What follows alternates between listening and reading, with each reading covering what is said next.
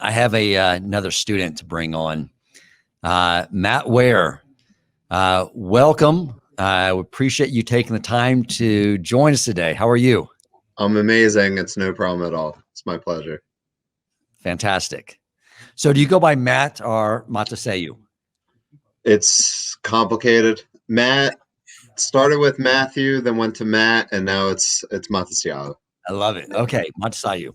So tell us, the way I like to begin these, because the goal here is the Torch students. We are the ones that are the advertisement to the world on the value of Torch, right? We are the recipients of what they do. So I just want to see if you could sort of tell a little bit about your background and how you came into contact with the Torch organization. So I've been becoming observant over the course of the last year or so. Okay. And been flirting with it a lot. And I've always been such a big fan of history. So just one day I looked on Google Podcasts, I think I use, and I just searched Jewish history. And obviously Rabbi Wolbe's was the first one that came up. And I actually started with Rabbi Akiva episode. Yes. And I absolutely loved it. I listened to all of them, and I wanted to reach out for probably about 4 months to Rabbi Wolbe, and I just never did. And I even knew rabbis that worked with his brother, and it would have been very easy, but I just never did. And I finally did, and it's been great. Was the apprehension there just because you didn't think that this rabbi that had, 40,000 plus downloads and so accomplished that he would have the time, and you were apprehensive to reach out to him as a result? Yeah, it was a mix of that, and I never really thought I had the right questions, and he actually had an episode that really reached me, and I really thought about it and related to it a lot, and that's when I finally did.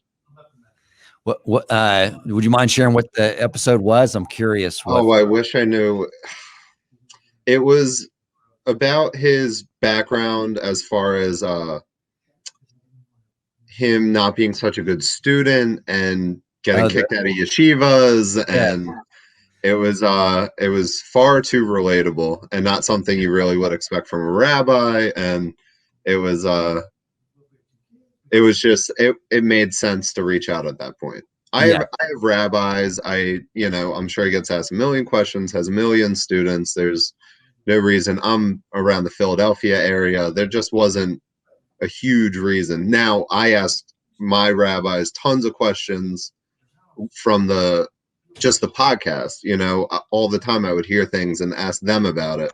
But that episode, when it really became personal and I just realized how much I related to it, that's when I reached out.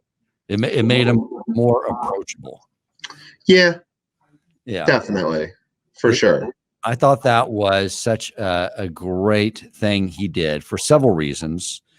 One is that either we begin to define ourselves by early experiences, or we begin to, sadly, God forbid, define our kids that way instead of knowing that everyone has this potential in them. So that was great. And the reason I wanted you to sort of discuss that is because one of the things I want to convey to the listeners is that, while we are dispensing Torah, the rabbis are dispensing Torah through all these mediums, that they want to be approached. They want the questions. They want the interactions. And since then, you guys have developed a bit of a relationship, correct? Yeah. So I've hopped in one of his classes, and I do reach out to him quite often. And it's amazing. I don't know why I wouldn't expect it, but he's like a rabbi. You know what I mean? It's just any rabbi would answer any question and talk to any student. And you know what I mean? It was just, maybe he is like a larger than life sort of figure, just because it's almost like, a celebrity of sorts. And it is, there is that kind of threshold to go through. Right. And that's sort of a challenge with his success, because, and that's why I want this opportunity to talk to you about this, because that's not what he wants. You know, he doesn't want people to think that he doesn't have time for them. So I'm glad you brought that up. So are there particular topics that you study one-on-one with, or is it more just you listen to a podcast when you have questions, you call them up and get more clarification on a subject? Yeah, like I said, I have a lot of rabbis, and they get a lot of Rabbi Wolbe, thoughts, and a lot of the things I talk about come from just the podcast I listen to. So I don't really reach out to him that much. I know he's busy. Every rabbi's busy. It's just I really want to get into as many of his classes, as I have time for, and that there is, and it's great. He's so good to talk to. Are you interested in having a one-on-one study session? Yeah, of course. So I one of the things I mentioned, I don't know if you've been watching the programming since yesterday, but we just started an initiative called Torch Plus, because both the Rabbi Wolbes, while they love emails, we started to see their calendar get very compressed as far as scheduling one-on-one. And there's something that's so important about having that one-on-one regular scheduled learning with the rabbi, because it develops more than the Torah learning, but to have that type of relationship, there's more things you can learn. For one, you get to understand them. You get to see what a person becomes like when they are dedicated themselves to learning Torah. But then there's things that come up in your life where being able to go to a rabbi who can look into the Torah and have clarity on what the proper decision is. Yeah, no doubt about it. So the offer I would like to make to you is that one of the younger rabbis we just brought on that I'm learning with, the sitter with, Rabbi Abrams, is a new rabbi we brought on, who has the capacity to take on students for one-on-one learning. So I know he would love to be able to work with you. So again, this is part of what we do as an organization, totally free of charge. We just think that not only should every Jew have access to Torah, but that regular one-on-one, intimate relationship with a rabbi. So please let me know if you're interested in pursuing that, Matt. You can email me. Yeah, I am, for sure. Okay, done. I'm gonna hook you up and connect with Rabbi Abrams, and I'll have him reach out to you in the next day, and you're going to love it. He's absolutely amazing. No, it's awesome. Learn anything, anytime, with anyone. Awesome. I love it. So prior to Torch, what was your religious background like? Nothing. Less than Reform, way less than Reform. I mean, we did Hanukkah candles, spun dreidel, and played with Gelt, and I went to one Passover Seder in my entire life, even up to today. And just nothing. It was nothing. Yeah. And then it was when I went to Israel, I met a rabbi, I spoke with him. That's when it all started, just going on birthright, going to the Holy Land. And it's something about being there that I don't know about you, but I went there for the very first time about a year and a half ago, and it feels like you've returned home. Did you get that? It's weird. Isn't that Absolutely. weird? Yeah.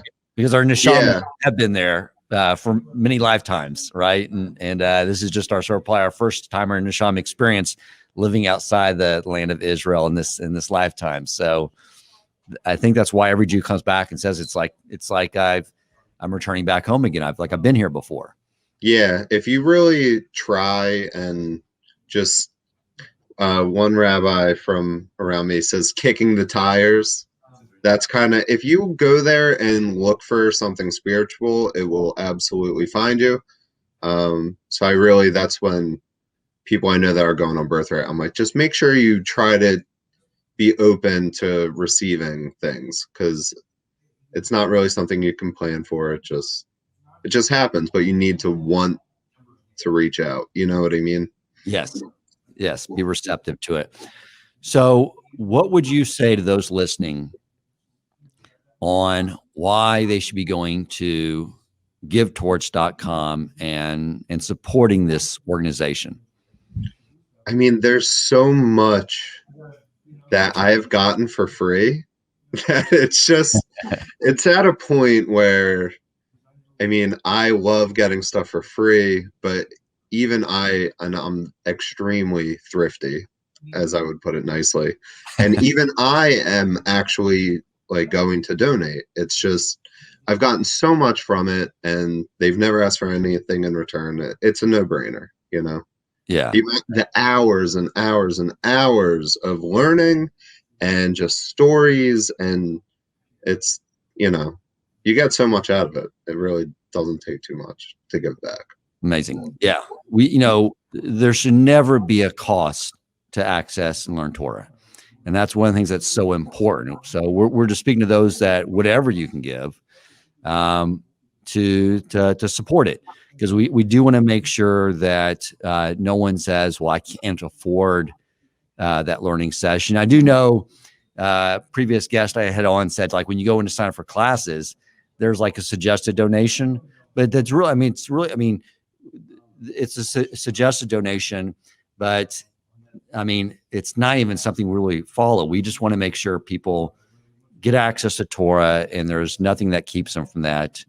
I'm telling you, when I tell Rabbi Abrams about his new student, it's going to be super excited.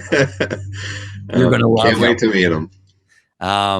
Well, thank you so much. No problem. With you. Thank you for as well. Being a student and being a supporter of Torch. So have a great day. And again, thanks for your time.